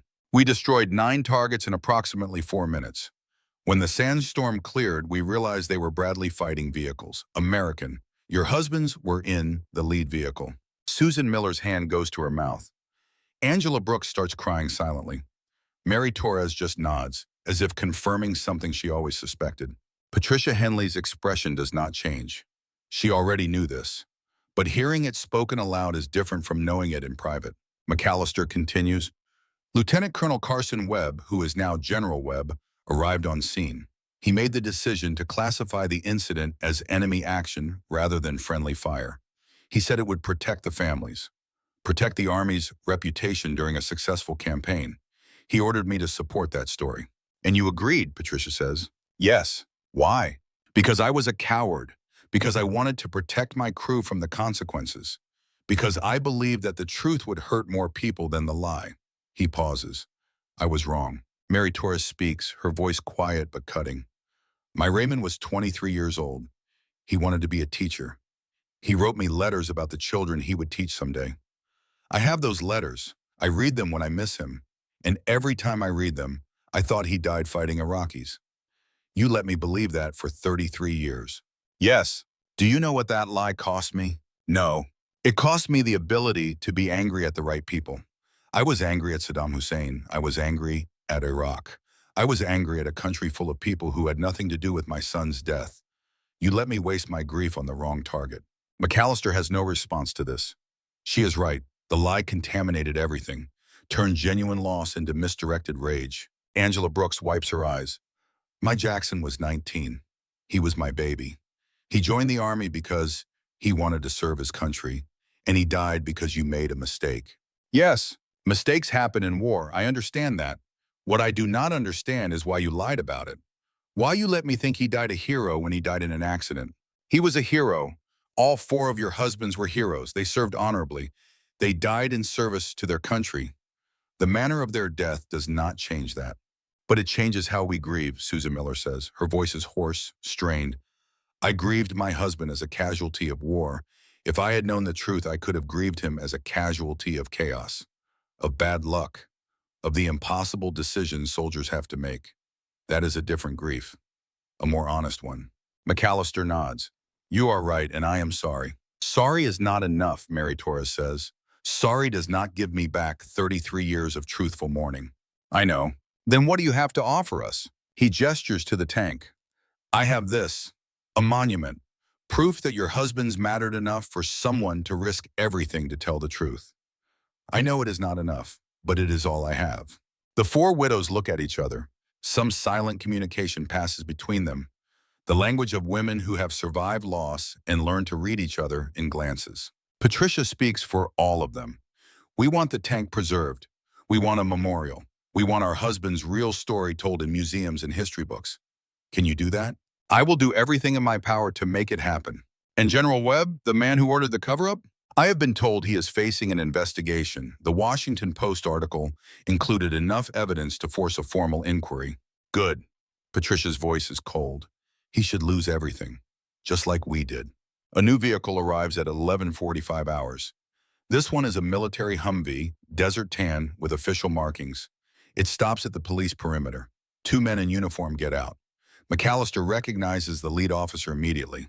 Major Hayes, the officer who let them through the roadblock yesterday. But he is not alone. Behind him is a full MP squad, 6 soldiers, body armor, rifles. Hayes approaches the perimeter, speaks to the state police. There is a brief conference. Then Hayes and his squad move forward, weapons held at low ready, not aimed but available. MacAllister's chest tightens. This is different from yesterday. This is not a single officer making a moral choice. This is a unit following orders. Hayes stops 20 meters from the tank. His voice carries across the desert. Colonel MacAllister, I have orders from General Webb to place you under arrest. We can do this peacefully or we can do it another way. Your choice. MacAllister steps forward. Major, yesterday you let us through. Yesterday I had discretion.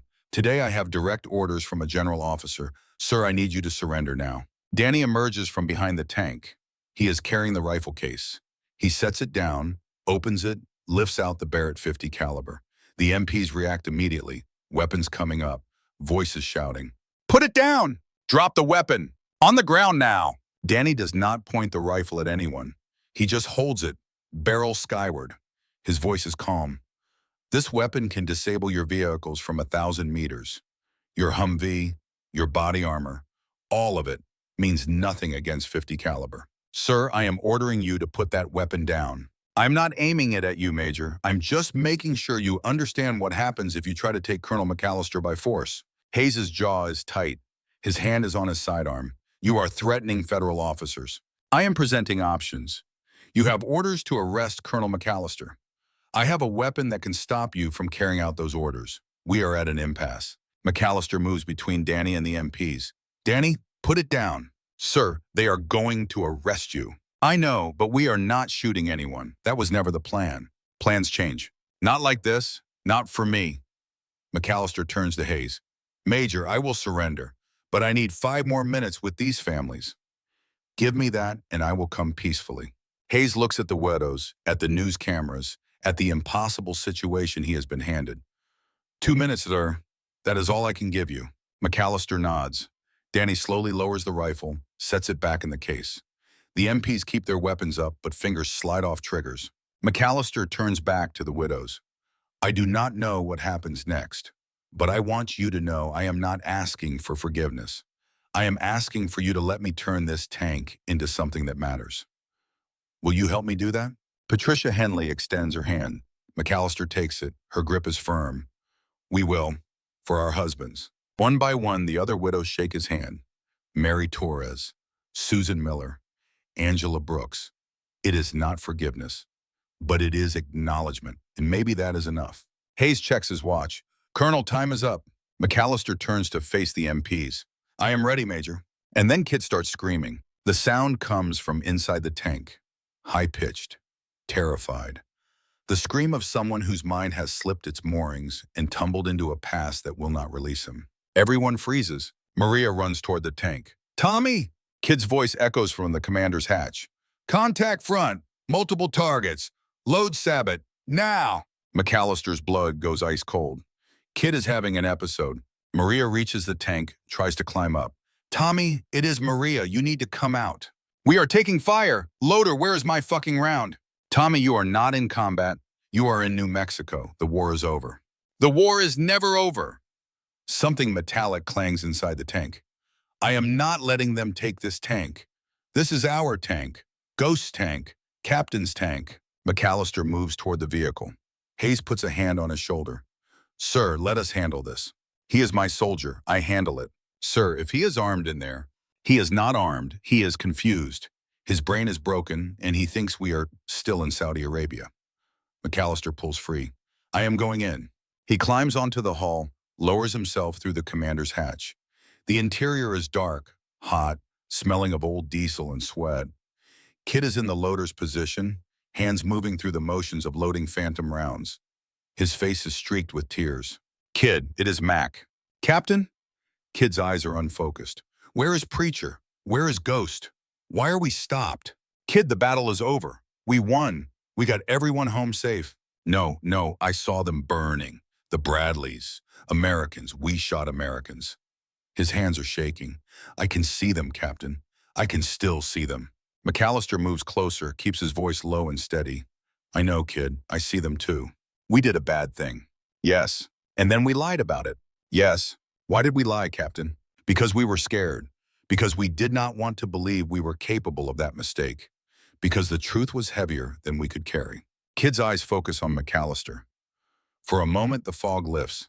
The 53-year-old man looks at him with the clarity of the 20-year-old specialist he used to be. Are we telling the truth now?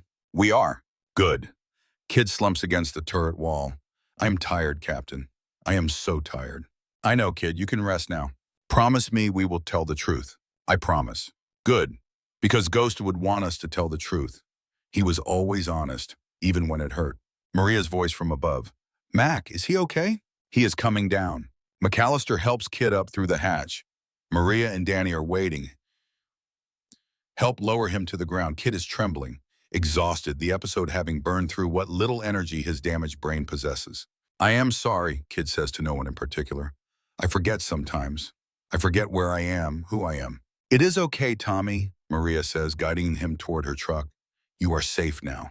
Hayes approaches MacAllister again. Sir, I really need to take you into custody now. I understand, Major.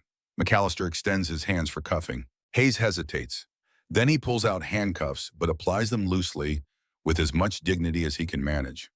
For what it is worth, sir, I think you did the right thing. With the tank. Thank you, Major. Laura is suddenly there, phone in her hand, her lawyer voice activated. Major Hayes, I am Laura MacAllister, counsel for the defendant. I need to speak with my client before you transport him. Ma'am, I have orders, and I have constitutional rights to invoke. 2 minutes. Hayes looks at his watch, then at the cameras, then at the widows watching everything. 2 minutes. Laura pulls MacAllister aside. Her voice drops to a whisper. Dad, you need to know something. I did not just come here to defend you. I helped make this happen. MacAllister stares at her. What do you mean? Jennifer Reeves, the Washington Post article. I have been feeding her information for 6 months. What?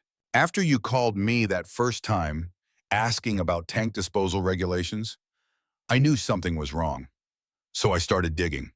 I found the 91 after-action reports, found discrepancies, found witnesses who were willing to talk off record. Her eyes are fierce. I built the case, Dad. I just needed you to force it into the open. MacAllister's world tilts. You have been investigating me? I have been investigating Webb. You were the witness I needed. She grips his arm. Dad, I knew you would never tell the truth unless you had no choice.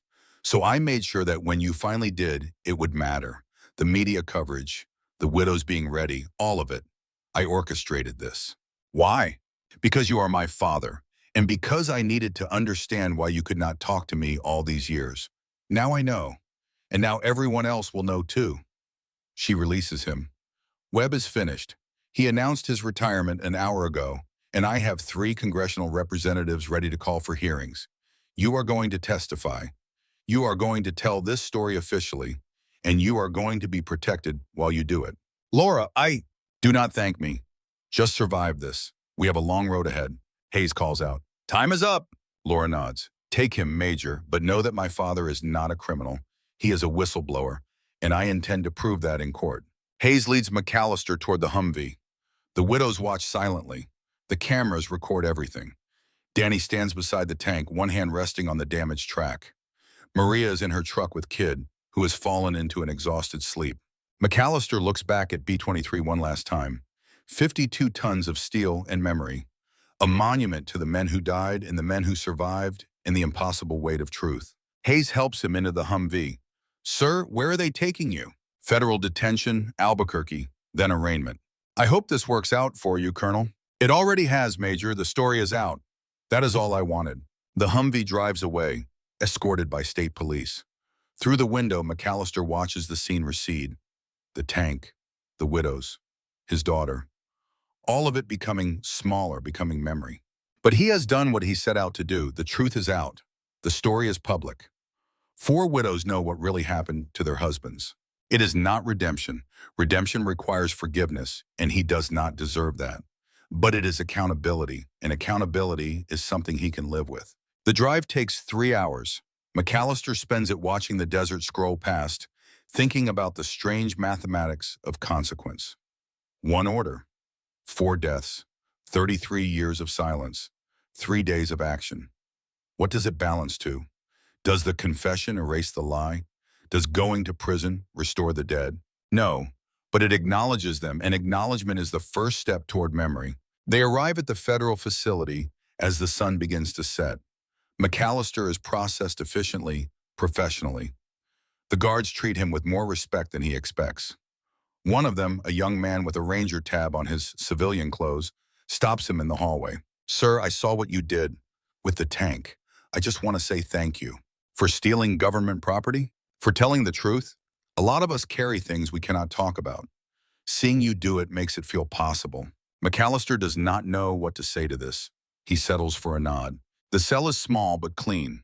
A cot, a sink, a toilet, a small window that shows a slice of New Mexico sky. MacAllister sits on the cot, feeling the weight of exhaustion settle into his bones. His phone was confiscated during processing, but before they took it, he saw the notifications. The video of his confession has been viewed 40 million times. The hashtag SaveB23 is trending. Veterans groups are organizing. The families of the 4 soldiers have released a joint statement supporting his actions. And General Carson Webb has announced his immediate retirement, citing personal reasons. The lie has collapsed.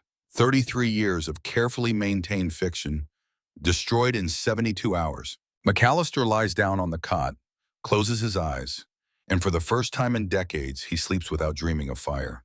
3 days pass. Laura visits daily. She brings legal documents, case law, constitutional arguments about whistleblower protections in the public interest in exposing military cover-ups. She has assembled a defense team. She is building a war. Maria visits on day 2, brings news that Kid is in the hospital. The TBI episode triggered a small stroke. He is stable but weak. The doctors say his memory is getting worse. He asked about you, Maria says.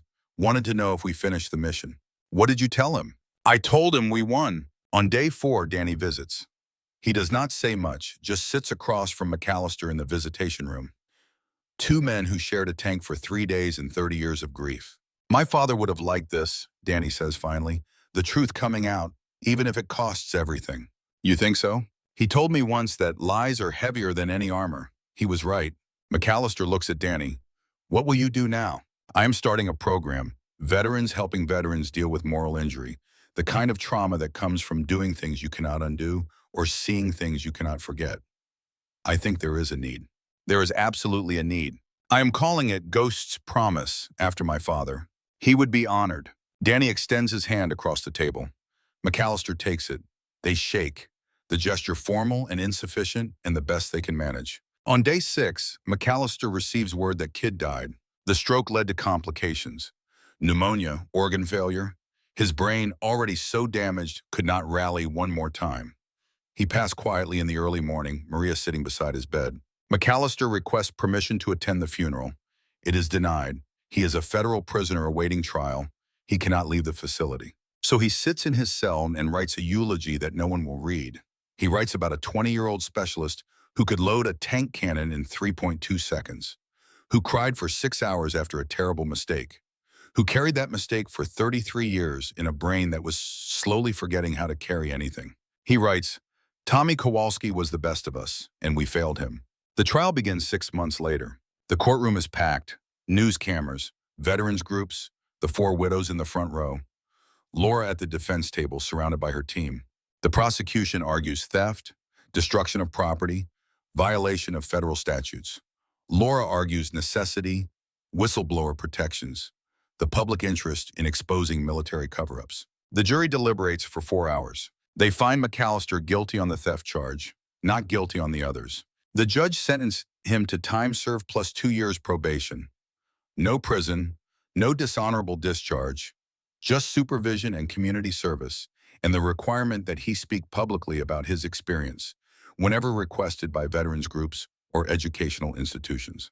MacAllister walks out of the courthouse a free man. The Pentagon, facing public pressure and congressional inquiries, announces that B-23 will be preserved. The tank is transported to the Smithsonian National Museum of American History. It is installed in a new exhibit called The Fog of War, Truth and Consequence. The plaques tell the whole story: the friendly fire incident, the cover-up, the 4 soldiers who died. MacAllister's name is on those plaques, listed not as a hero, but as someone who eventually chose truth over comfort. General Carson Webb is stripped of 1 star and forced into retirement. He faces no criminal charges. The statute of limitations protects him from prosecution, but his legacy is destroyed. Every article about him mentions the cover-up. His name is synonymous with institutional dishonesty. The dedication ceremony happens on a cold November morning. The 4 widows attend. They stand beside MacAllister, who is no longer in uniform, who looks smaller somehow without the structure of military authority. Patricia Henley speaks at the ceremony. For 33 years, I believed a lie about how my husband died. The truth was harder. The truth hurt. But the truth was honest. And honesty is all we can ask from the people we trust with our children. After the ceremony, MacAllister stands alone before the tank. B-23 looks different here, cleaned and preserved, lit by museum lights. It looks smaller than he remembers, less threatening.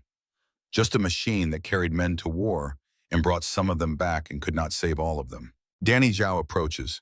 He has been avoiding MacAllister since Kid's funeral, but now he stands beside him, both of them looking at the tank that connected them across generations. My father would have liked this, Danny says quietly. You think so? He believed in the truth, even when it hurt. He told me once that lies are heavy, heavier than any armor. He was right. He was a wise man. He was a broken man, but maybe being broken is not the end of the story. Maybe it is the middle. MacAllister looks at Danny. Ghost promise, how's it going? We have helped 200 veterans so far. Therapy, support groups, job training. It is working. Your father would be proud. I think he would be proud of both of us for finally telling the truth. Maria appears, moving slowly through the museum crowd. She looks tired. Kid's death has aged her. But she is here supporting the program Danny started, teaching young veterans how to rebuild engines and lives. Laura stands with those widows, talking quietly. She has become their informal attorney, helping them navigate VA benefits, advocating for changes in how the military handles friendly fire incidents. She has also started speaking to her father again. Not often, not easily, but they have coffee once a month. They talk about safe things mostly, the weather, her work, his probation requirements. But sometimes late in these conversations, they talk about harder things, about why he could not be the father she needed, about how carrying the lie poisoned everything around it, about whether it is possible to forgive someone for being human. They have not reached forgiveness yet, but they are approaching understanding, and understanding might be enough. MacAllister walks through the museum, past the exhibits on World War II and Vietnam and Iraq. Wars stacked on wars, each one promised to be the last, each one producing new ghosts who haunt new generations. He stops at the exit, turns back to look at B-23 one final time. 52 tons of steel and memory. A monument to the men who died and the men who survived and the impossible weight of command. A young boy, maybe 10 years old, approaches the tank with his father. The boy is fascinated, asking questions. What kind of gun does it have? How fast can it go? Has it been in combat? The father reads the plaques, his expression growing serious. Then he kneels beside his son, speaks quietly. MacAllister cannot hear the words, but he can see the father choosing them carefully, explaining something complicated to someone too young to understand complexity. This is what the tank is for now. Not war, education, a reminder that even good people make terrible decisions. That truth delayed is not truth denied. That accountability, though painful, is the price of integrity. MacAllister walks outside into the Washington, D.C. afternoon. The sun is bright. The air smells like cherry blossoms and car exhaust. People move past him, absorbed in their phones, their conversations, their private urgencies. No one recognizes him. The viral moment has passed. America has moved on to newer scandals, fresher outrages. His 15 minutes of fame has expired. He is fine with this. Fame was never the point. The point was telling 4 families what they deserved to know. The point was lifting a weight he could not carry alone anymore. The point was acknowledging that steel does not break, but men do, and that being broken is not the same as being destroyed. His phone rings. It is Maria. "Mac, I am at Arlington, Section 60. You should come." "What is happening?" "Tommy's headstone just got installed. I thought you would want to see it." MacAllister is already moving toward the metro station. "I will be there in 30 minutes. Arlington National Cemetery spreads across rolling hills, white headstones in perfect rows. The geography of sacrifice. Section 60 holds the most recent dead, soldiers from Iraq and Afghanistan, and the forever wars that followed. Maria is standing beside a new grave.